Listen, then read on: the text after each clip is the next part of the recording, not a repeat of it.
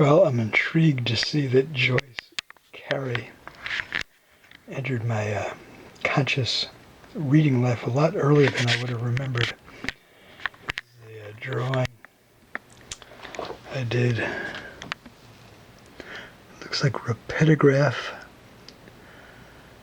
colored pencil, maybe watercolor, dated 1973 or 74.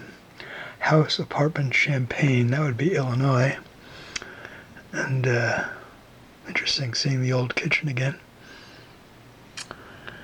Looks like a sweatshirt hanging up there. And I wonder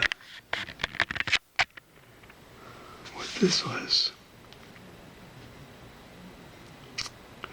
But as I looking at the book titles, we've got Goya, drawings by drawings. The author was Mendelowitz. I think an art historian. I have to look that up. Artists USA. It's either 1920 to 21 or 1970 to 71. The sculpture of Picasso. Something I can't make out. It might be Dufay. D-U-F-Y, the French painter. Welded sculpture, Egyptian art. Another title I can't make out there.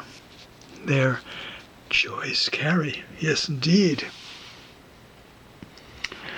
All right. There you have it.